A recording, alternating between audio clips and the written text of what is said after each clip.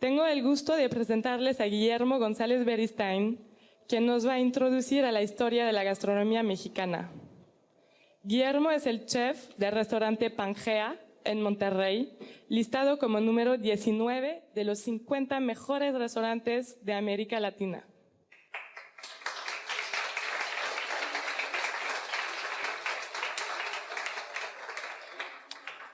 Buenas tardes, muchas gracias. Es realmente para mí un gran honor estar aquí.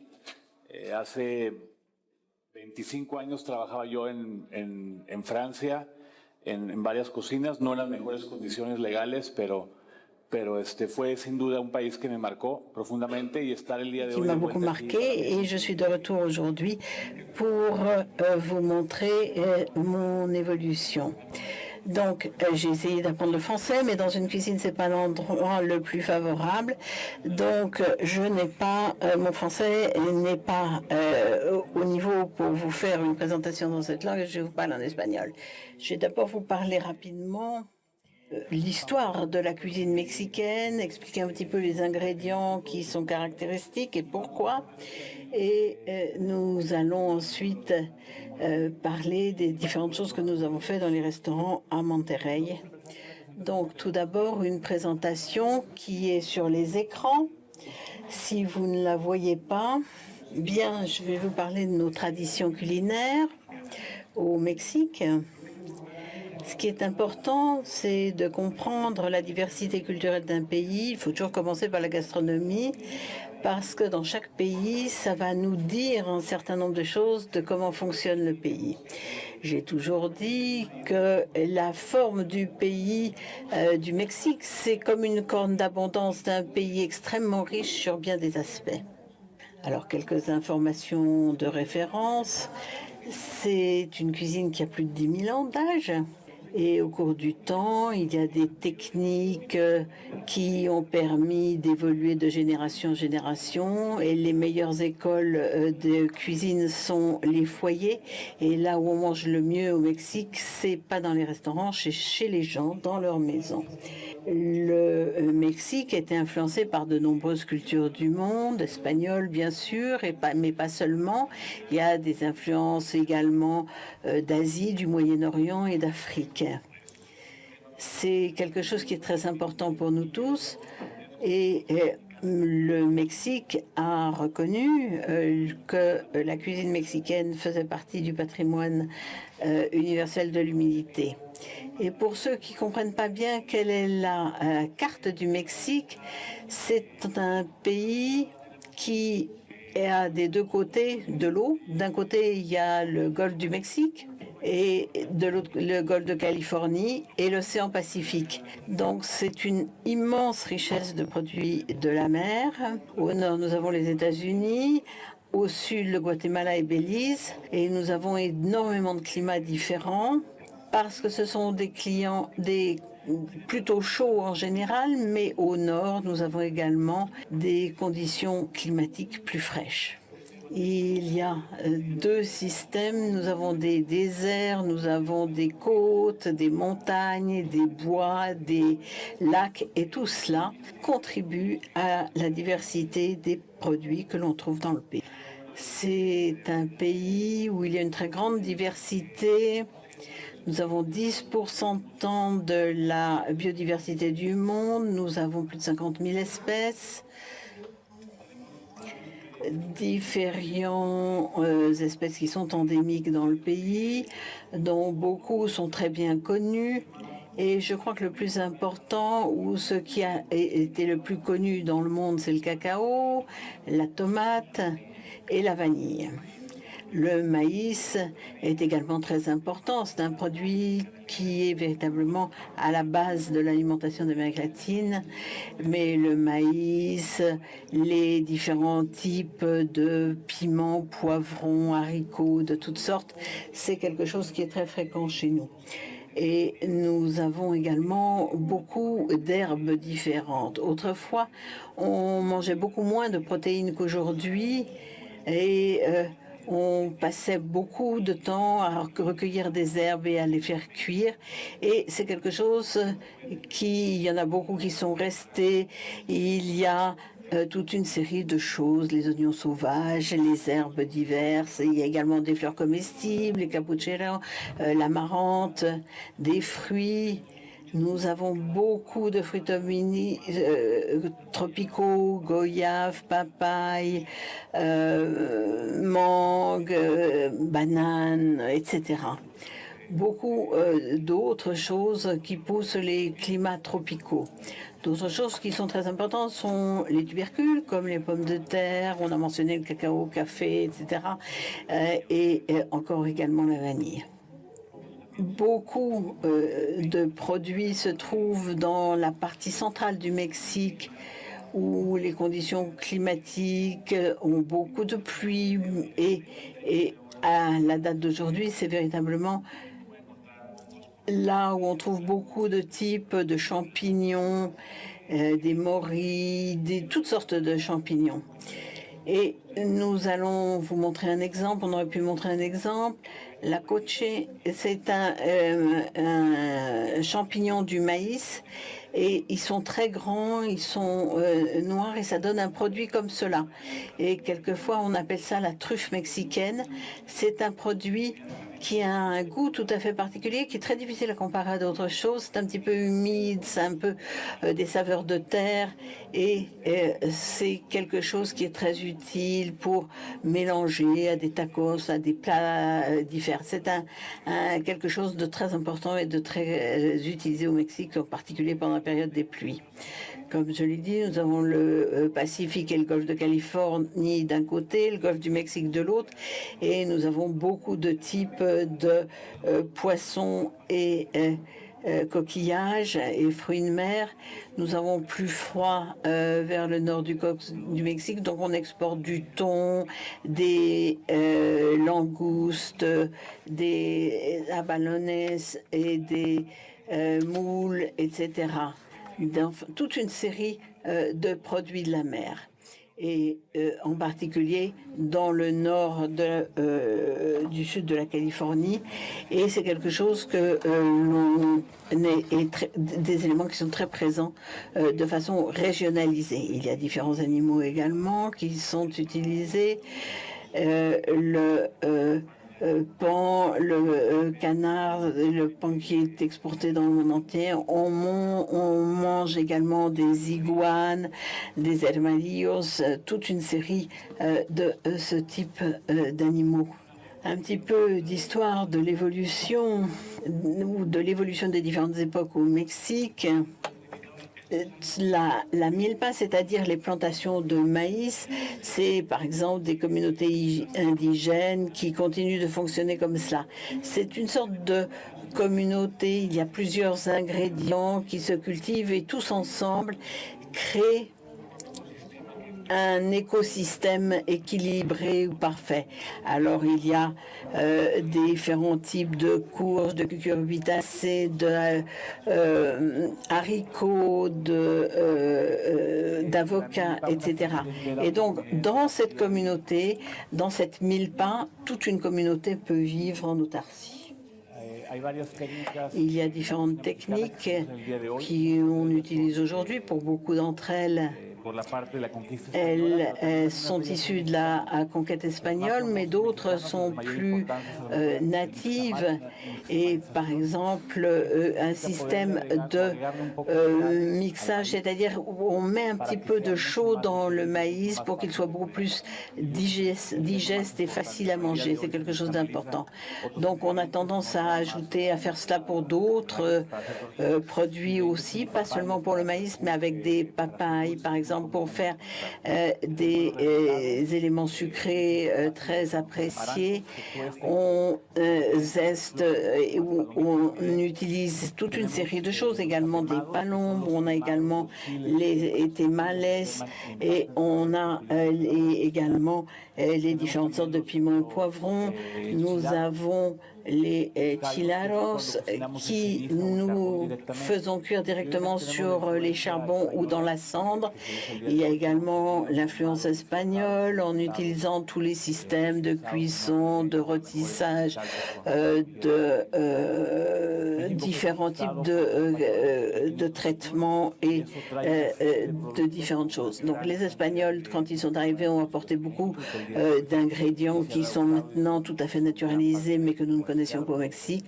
Le porc, la vente de viande de bœuf qui est arrivée avec les Espagnols et qui ne faisait partie de l'alimentation traditionnelle. Et tout cela est arrivé via le Yucatan.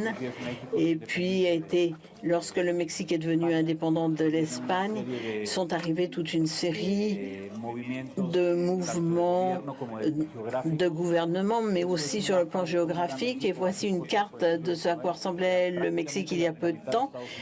C'était la moitié des États-Unis et une petite partie de l'Amérique centrale également. Donc, il y a toutes ces influences qui viennent à la fois du nord et du sud du Mexique. Donc, parmi les guerres et tout cela, il y a eu des réductions de territoire à sa taille d'aujourd'hui. Et finalement, il y a eu un président qui était 31 ans au pouvoir et qui a été un sauveur par certains côtés. Il a fait du bien et du mal, mais sur le plan gastronomique, c'était très important parce qu'il y a eu beaucoup d'immigrants et beaucoup d'influences, à la fois de la cuisine française et de l'arrivée des Français au Mexique et des éléments qu'on continue d'utiliser. Les principales régions gastronomiques, il y en a 6. Il y a les États comme Veracruz, où il y a du Tabasco. Nous avons le tableau au sud, également, Veracruz. Et il y a la région du nord, Margarit, avec des villes comme Puerto Vallarta, Colima. Et puis, il y a la péninsule du Yucatan qui est très différente sur le plan culinaire, assez différente du reste du pays. Et c'est une zone qui a été habitée par les Mayas. Nous avons des villes comme Cancún, Mérida, etc. Et puis nous avons le plateau central, qui est le centre du pays, où il y a Puebla, Querétaro. Et moi, je suis dans la péninsule de Basse-Californie, c'est-à-dire à la limite des États-Unis. Le nord du Mexique a une alimentation tout à fait différente de celle du centre et du sud. Au nord, nous avons le chevreau et à Monterrey, qui est une ville industrielle, qui est probablement une des villes industrielles les plus importantes. Et il y a beaucoup d'influences juives dans ce secteur. Il y a eu beaucoup de juifs qui sont arrivés, qui sont allés se cacher dans cette région. Ils ont changé de nom. Et ils ont apporté des objets, des animaux, et ils ont fondé cette grande ville. Il y a des tortillas de farine, de blé. Il y a toute une série de choses, l'origan, le cumin, etc. Et c'est un reflet de l'alimentation du Moyen-Orient.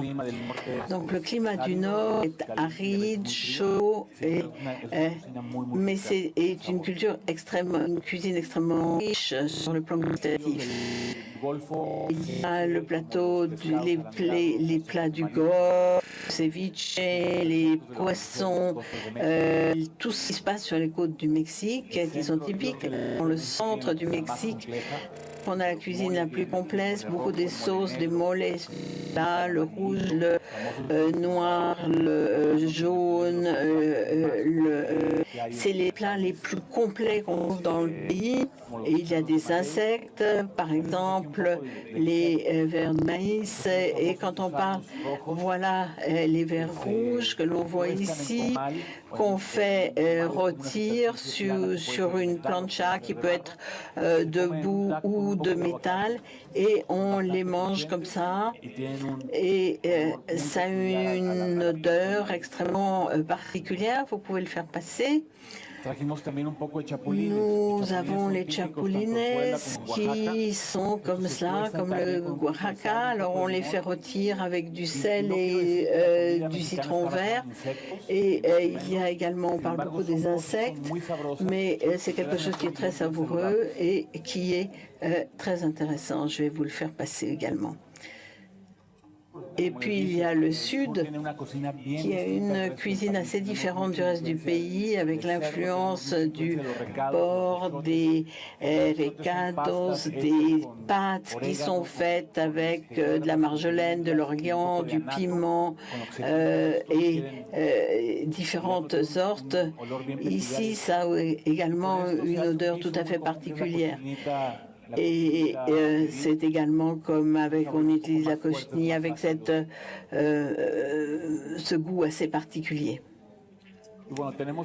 Et ici, nous avons des exemples de cuisine mexicaine aujourd'hui.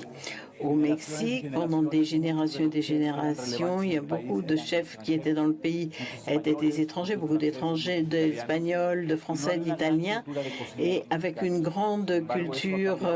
Et ça a amené, et ces 15 et 20 dernières années, il y a eu de gros changements. Je fais partie des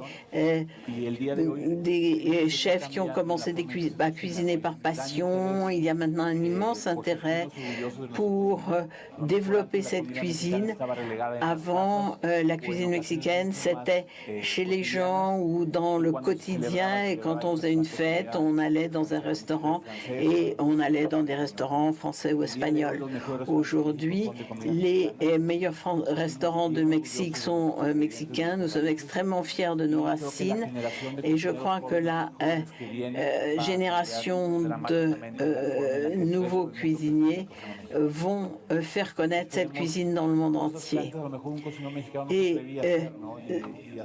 nous pouvons faire ici, nous allons vous montrer ce qu'on peut faire avec des coquilles Saint-Jacques, un peu de foie gras. Et nous avons également mole negro et du mole noir. Et puis voir également la sauce verte, l'adobe et un recado negro, le guacamole avec également de la grenade et de la pomme verte avec un petit peu de chipirones, quelque chose de très simple mais qui développe et qui complexifie le produit. Et puis il y a également les sauces vertes ou le mojito verde. Nous avons une panse de porc avec de la courge ou des systèmes et puis des flautas. Nous avons du poulet également, du chevreau et qu'on fait beaucoup à Padrea avec différents produits. Nous avons des purées, des escabeches. Ce sont des exemples de plats qui existent et qui sont courants aujourd'hui au Mexique. Et puis, il y a les chocolats. Je crois que le mieux du Mexique, c'est ce qui vient en partie d'Afrique, ce qui vient le meilleur au Mexique vient du Mexique. Et maintenant, on va voir un petit peu ce que nous avons pu apporter. La cuisine mexicaine se fait beaucoup avec des piments et la bonne cuisine mexicaine n'a pas besoin d'être très forte et d'emporter la bouche. Quand elle est bonne, elle est piquante, mais ça ne doit pas masquer le goût. Donc, nous avons des variétés de piments. Il y en a des frais, des secs. Il y en a un qui est très fréquent. C'est le jalapeño. Je crois que vous le connaissez tous. Et le piment jalapeño, quand il est sec, il devient comme ça, il sent extrêmement bon. Et puis nous en avons aussi dans une autre région qui est bien complet et qu'on utilise. Si on en met trop, ça pique trop fort, mais sinon ça éveille un peu les papilles. Il y en a un autre qui est très bien connu, qui est le poblano, qui est là, et puis le guajillos, qui est un peu plus acide, un peu plus frais. Et il y en a d'autres, le chile árbol, qui est très proche du du piment oiseau. Il y a le serrano qui est le plus connu, le plus populaire et on peut le mordre, le manger directement à côté pour accompagner un taco. Il y a des tout petits piments qui ont des noms différents. Ceux-ci sont très particuliers parce qu'ils sont difficiles à cultiver et les oiseaux les mangent. Ils se replantent avec les déjections des oiseaux qui les abandonnent un petit peu partout. Maintenant, nous avons des citrons verts qui n'est pas un produit endémique mais qu'on utilise énormément. On aime bien finir les choses, que ce soit les tacos, les coquillages, les poissons, les viandes, un petit peu de lime, de limette et c'est véritablement quelque chose qu'on aime beaucoup au Mexique. Du sel également, le sel des verres qu'on pile et qu'on mélange avec du sel et c'est idéal pour ajouter à du mezcal ou à une tequila. Nous avons également du chocolat. Le chocolat mexicain traditionnel est beaucoup plus sucré que le chocolat européen. Il a teneur en chocolat plus importante. Il y a également de la cannelle. Il peut y avoir des piments ou de l'orange ou d'autres espèces également de saveurs intégrées au chocolat. Et voilà. Nous avons bien entendu également amené des tortillas. Voilà, c'est ce que nous avons apporté. Ce sont des tortillas de maïs et de farine. Les harinas, elles sont surtout dans le nord faites de farine et dans le sud de maïs. Et nous avons donc des tortillas que nous faisons avec un autre type de maïs et que nous allons utiliser dans ce que nous allons faire. Nous allons très rapidement commencer à faire du ceviche. Au Mexique, nous avons beaucoup de préparations de poissons crus marinés ou de coquillages marinés, surtout autour des régions côtières. Le pays le plus connu pour les ceviches, c'est le Pérou. Le Pérou a bien su positionner sa gastronomie au niveau mondial. Et cependant, au Mexique, nous mangeons beaucoup de ceviche. Il y avait au départ, il y avait un mole également, mais nous utilisions également les fruits acides et nous utilisions beaucoup de citron, comme je l'ai dit. Le ceviche que nous avons aujourd'hui, nous le faisons également avec des langoustes et également des crevettes. Et nous avons un mélange de différents ingrédients. Je ne sais pas si on peut le voir à l'écran. Nous avons des jus de citron avec de l'huile. Donc moi j'aime prendre presser le jus de citron et le citron à la main et non pas avec un appareil parce que je pense que le goût est meilleur. Et voilà, je coupe un morceau comme ça et c'est avec la main que j'extrais simplement le jus, rien d'autre, et un petit peu d'huile d'olive également. C'est un petit peu la base, c'est ce qui va nous permettre d'assaisonner déjà le plat. Nous avons un mélange ici de maïs. Nous avons le guacamole cincle ou le maïs pozonero qui est un maïs plus blanc, plus grand, plus suave, plus savoureux. Nous avons également le maïs jaune que l'on retrouve surtout au nord plutôt qu'au sud.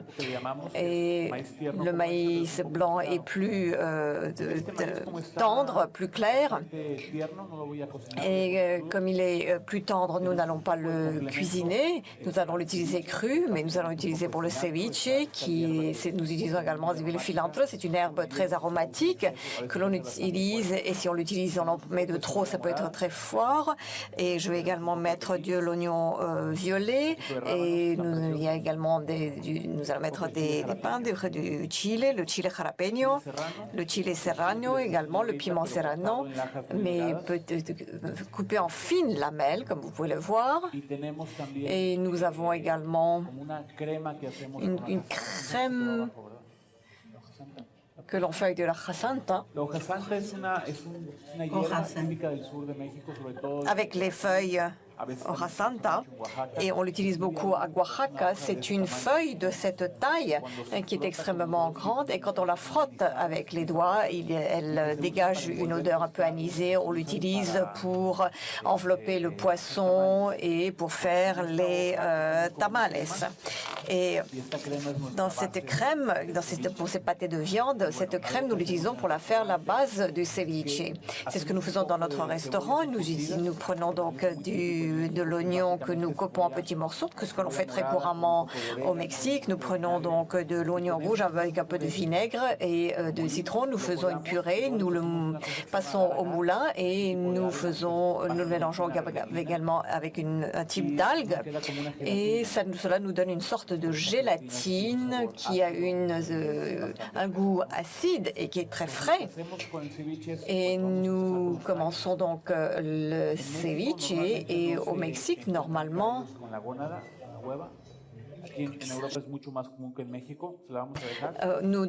voilà ce que nous trouvons comme type de coquille Saint-Jacques au Mexique, et que nous allons donc couper en lanières. On ne voit rien? Est-ce que l'on voit maintenant?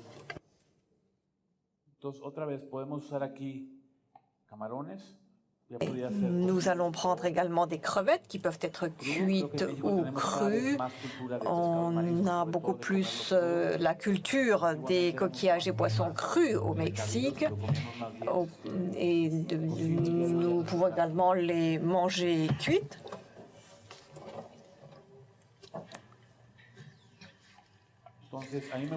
Et voilà, je vais donc les faire mariner dans un petit peu de citron. Et on les fait mariner pendant 5 minutes. Parce que je ne veux pas trop modifier la texture ni la consistance de la coquille Saint-Jacques. Donc j'y mets un petit peu de sel et un petit peu de piment, et également de ces feuilles de las hojas de cilantro, qui sont les feuilles de coriandre. Et nous allons laisser mariner tout ça. Et l'idée serait de mettre cela au réfrigérateur et de ne pas le laisser à l'extérieur. Ici, nous avons donc la hoja santa, la feuille sainte, et ce que nous avons ramené du Mexique. En général, elle est plus grande que cela. Et lorsqu'on la frotte et que l'on tape dessus, on sent cette odeur d'anis que dégage la feuille.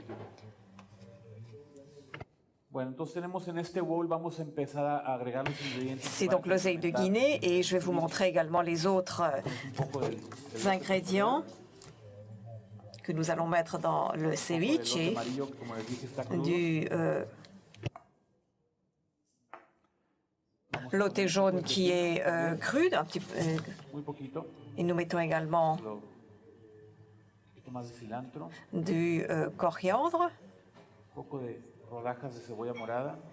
un petit peu d'oignon violet et de piment jalapeño, un peu de sel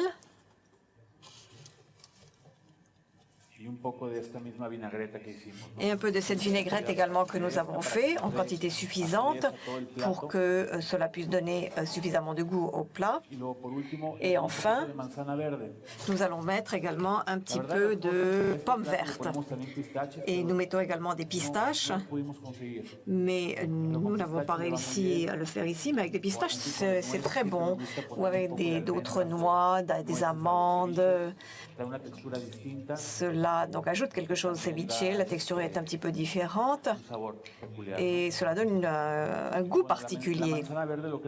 La pomme verte, ce qu'elle nous donne, en dehors de la saveur particulière de la pomme verte, elle donne un goût particulier. Nous allons mélanger tout cela, ajouter un petit peu plus de vinaigrette.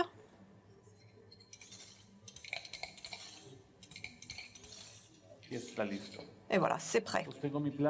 Donc j'ai le plat. Ce que nous allons d'abord mettre dans ce plat, c'est un petit peu de cette crème d'oseille de Guinée qui va servir de base. Et cette base que nous avons ici va nous aider à dresser le plat et à faire ressortir le goût anisé qui ressort très bien avec le poisson d'aujourd'hui et la coquille Saint-Jacques.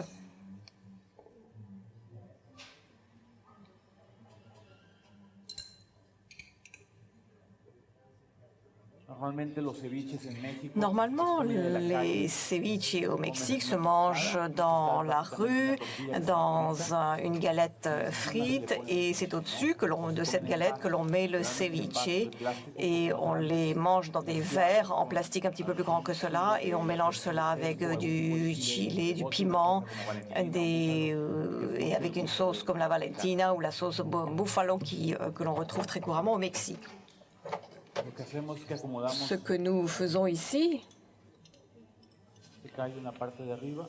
nous mettons donc les coquilles Saint-Jacques au-dessus.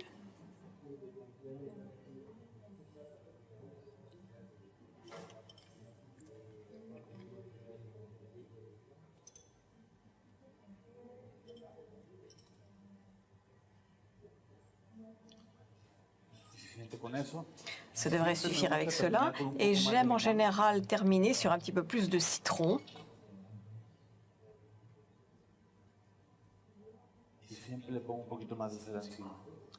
Et je rajoute également un petit peu d'épices. Et du sel. Et un petit peu de radis.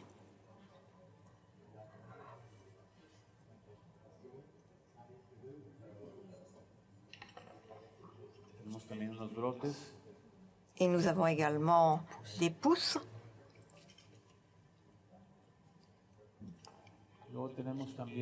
Et nous avons également ces piments en toutes petites rondelles. Et ceux qui n'aiment pas le piment peuvent très simplement l'enlever, mais cela complète le plat beaucoup plus qu'il ne pique.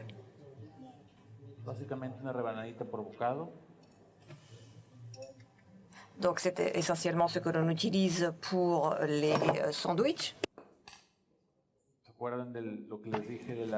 Vous vous souviendrez de ce que on vous a dit, parce que souvent dans les restaurants, les gens ne savent pas de quoi il s'agit, et dès qu'ils l'ont dans la bouche, c'est très frais, c'est très citronné, c'est une saveur que connaissent bien les Mexicains, mais pas nécessairement sous cette forme.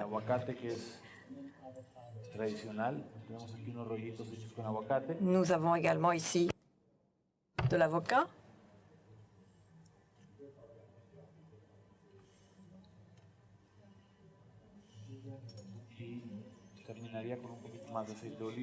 Et je vais terminer un petit peu plus avec de l'huile d'olive que je mets dessus. Et pour accompagner cela, on peut prendre donc ces galettes bien grillées que je pose dessus. Et voici donc le premier plat. Nous allons pouvoir enlever tout le reste.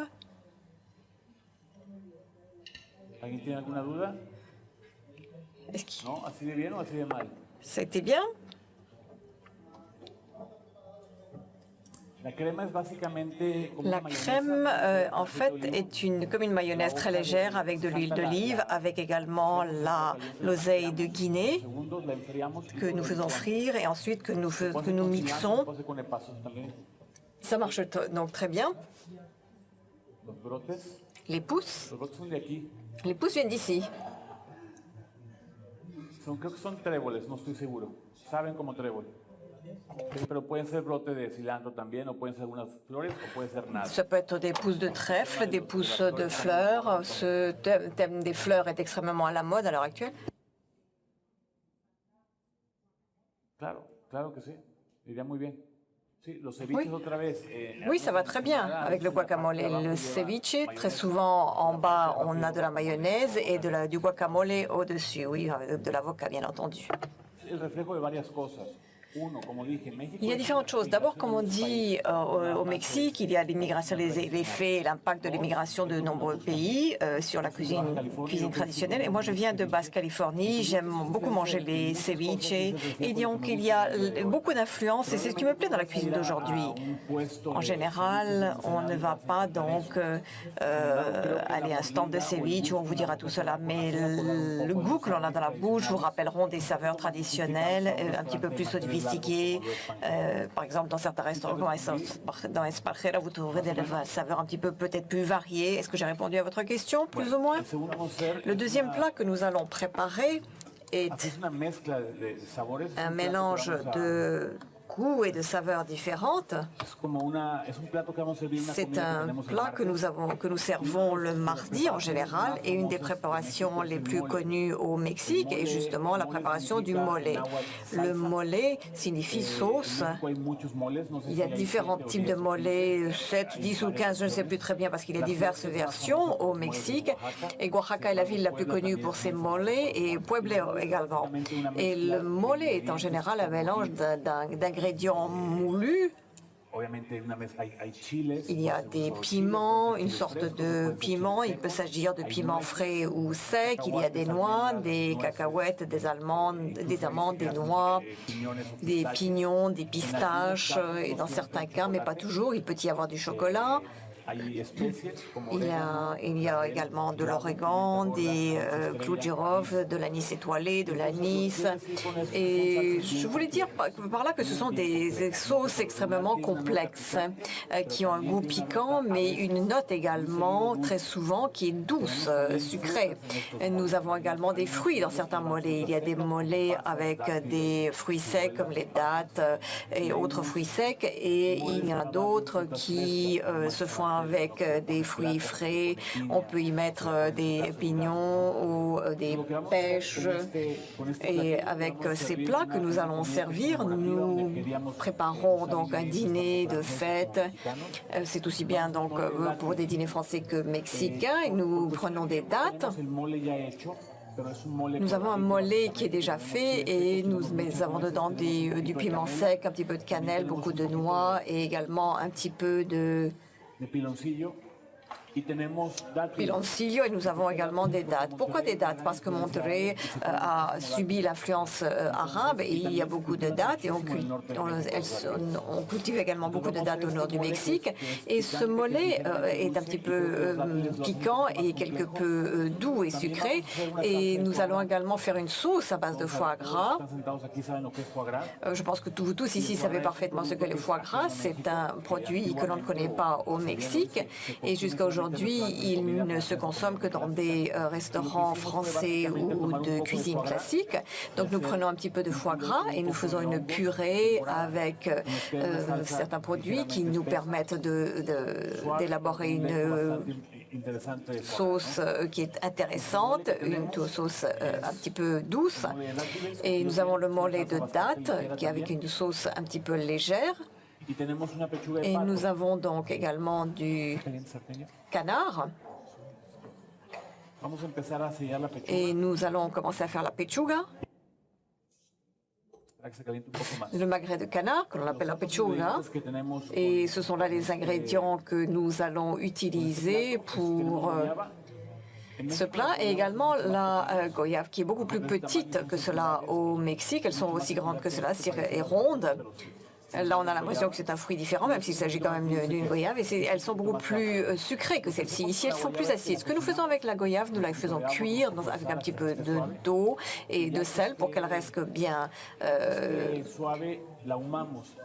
agréable à manger, et nous mélangeons un petit peu du mesquite que nous avons amené de Monterrey, et nous préparons cette purée qui nous donne une saveur un petit peu sucrée, légèrement différente, et nous préparons un escabeche qui est cette préparation française, et aussi bien française que espagnole, et c'est une escabeche de sardines que l'on peut faire également avec du poulet, et c'est une préparation dans laquelle il y a beaucoup de vinaigre et d'origan par exemple, et d'herbes aromatiques. Et nous avons donc la goyave que mole. Nous préparons pour faire le mollet et nous avons également quelque chose d'un petit peu acide qui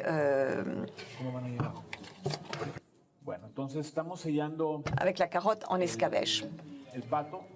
Et nous prenons donc le magret de canard et ce que nous faisons, nous prenons donc un couteau pour marquer la peau sans arriver jusqu'à la chair, mais cela permet à la graisse de se répandre un petit peu plus facilement. Donc nous faisons cela la cuisson des deux côtés. Nous faisons en sorte que la peau soit aussi mince que possible et qu'elle soit un petit peu croquante. Donc je vais essayer d'avancer cela et pendant ce temps-là, vous allez goûter le plat pendant que nous terminons donc de cuire le canard. Et ce que nous allons faire avec le mollet, ce mollet est en train de chauffer. Et il est plus léger que normalement.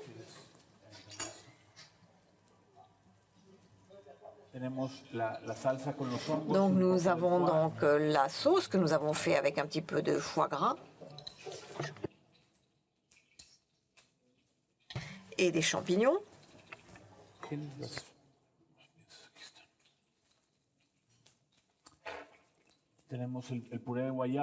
Nous avons également la purée de goyave qui est légèrement fumée. Et nous avons également cette purée de carottes.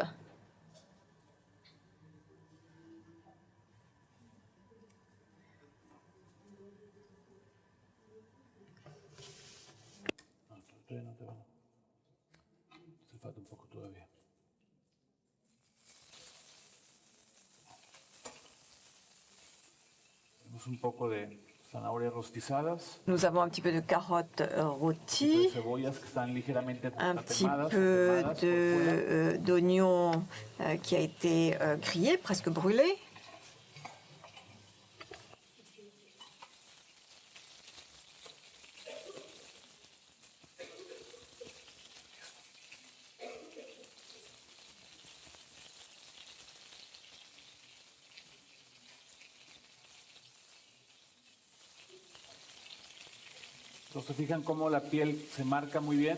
Donc vous voyez que la peau se cuit très bien. Ce que nous faisons dans un restaurant ou à la maison, on le met au four, qui me permet donc une cuisson beaucoup plus égale, plus douce, et cela évite que la peau ne colle à la viande.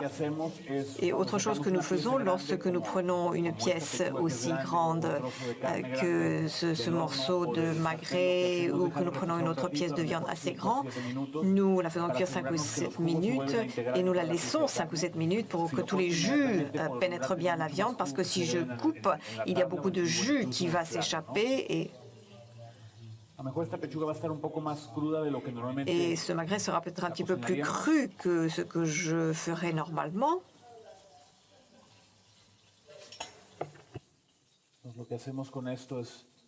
Et ce que nous allons faire avec cela, nous le dressons sur le plat.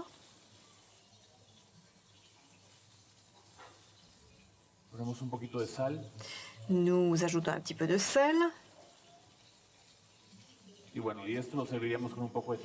Et voilà, nous servons cela avec des tortillas. Des petites tortillas que l'on vient juste de faire.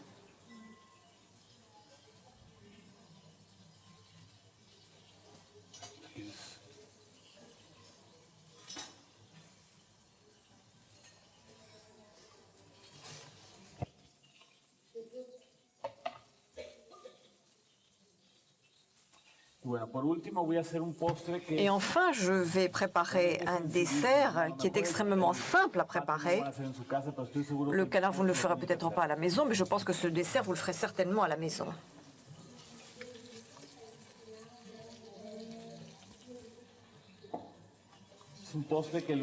C'est un dessert que nous avons fait il y a une vingtaine d'années dans un restaurant où je travaillais et que je continue à faire dans mon restaurant El Panjea. Et c'est un dessert que nous faisons avec beaucoup de choses. Nous avons une mangue. Une mangue est un fruit que l'on peut trouver un peu partout. Le mieux, c'est la mangue manilla, qui est peut-être un petit peu plus petite, mais en France, il est difficile de trouver ce type de mangue. Alors celle-ci conviendra très bien. Il est important qu'elle soit bien mûre, qu'elle soit ferme, mais qu'elle ne soit pas trop sucrée. Le mieux, c'est d'acheter une mangue verte, de l'entourer dans un journal et de la mettre dans un endroit à côté pour qu'elle mûrisse. Et la mangue doit être mûre un petit peu comme l'avocat. Et nous avons des ingrédients. Donc, la mangue, des feuilles d'hibiscus.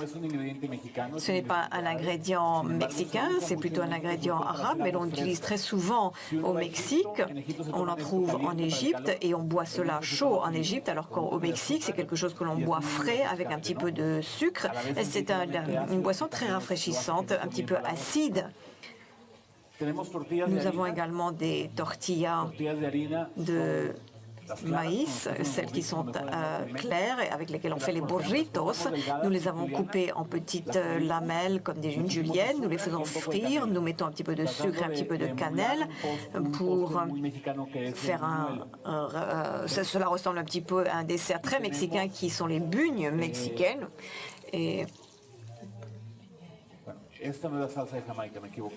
non, ce n'est pas cela, la sauce d'hibiscus, c'est plutôt celle-ci. Je me suis trompée. Donc, nous prenons donc ces feuilles d'hibiscus que nous mettons dans de l'eau froide. Nous les laissons cuire doucement. Et une fois que c'est prêt, nous laissons reposer 1 heure de plus. Nous mélangeons, mettons un petit peu de sucre et nous lions cela avec de la fécule également si nécessaire, et voilà ce que cela nous donne. C'est quelque chose de doux et également légèrement acide. Et ici, nous avons donc maintenant une purée de fruits rouges, ce peut être des fraises, des mûres, des framboises ou un mélange du tout. Nous allons maintenant couper la mangue et nous allons enlever un petit morceau et faire une joue, comme on dit. Et comme cette mangue est très grande, je vais couper une deuxième joue, comme nous disons. Normalement, ce que je ferai, j'enlèverai donc simplement la chair de la mangue, mais celle-ci est très grande. Donc nous avons 2 joues. Je vais en prendre une dans laquelle je vais enlever la chair sans abîmer la peau.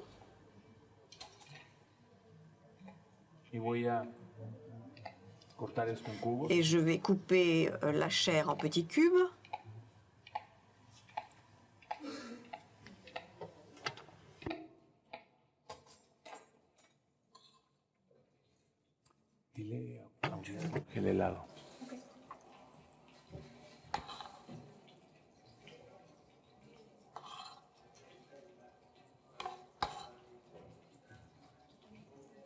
Okay. Donc, nous avons ici, on le remplit, on remet dans la peau les morceaux coupés, c'est plus facile à manger. Et je vais faire comme avec le canard, la peau du canard, je vais couper, mais sans couper la peau. Et comme elle est bien mûre, ça va tout seul. On coupe en faisant des losanges. Et ensuite, on la retourne. Et ça fait une jolie décoration, c'est facile à manger comme ça. On ajoute un peu de cette sauce de fruits rouges. On met l'autre morceau de mangue ici.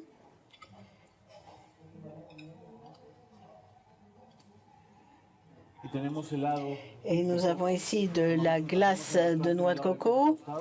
On fait griller le coco au restaurant. Ici, on n'en avait pas, donc on l'a mélangé avec de la vanille et de la chair de coco. On la met au congélateur et ensuite, on la mélange un petit peu. Et normalement, on prépare une espèce de quenelle. Bon, d'habitude, elle est plus jolie que ça.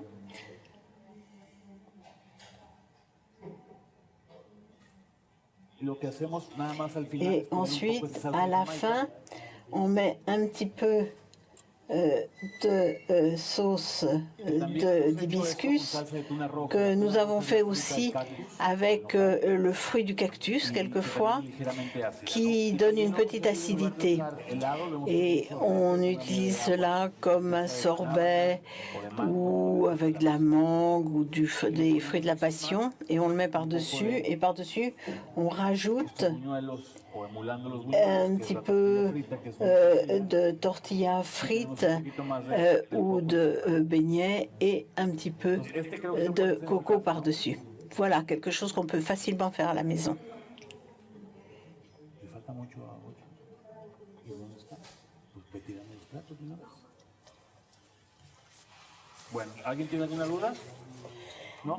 Est-ce que vous avez des questions? Voilà donc ces 3 plats. Et nous avons vu ici le canard et le dessert après l'entrée. Voilà. Des feuilles d'hibiscus, de l'eau. C'est très simple.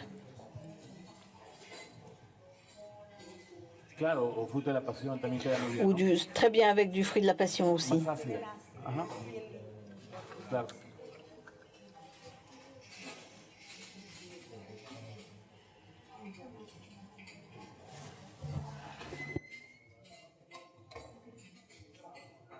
¿Las salsas dónde están?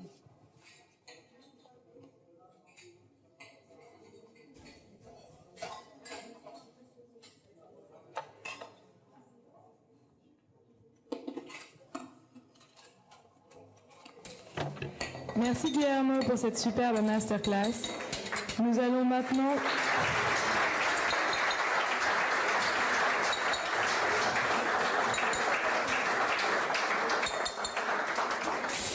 Merci. Nous allons maintenant faire une petite pause avant le 2e et dernier atelier de la journée avec Ángel Vázquez. Gracias Guillermo por esa estupenda masterclass. Merci Guillermo pour cette masterclass formidable. Nous allons faire une petite pause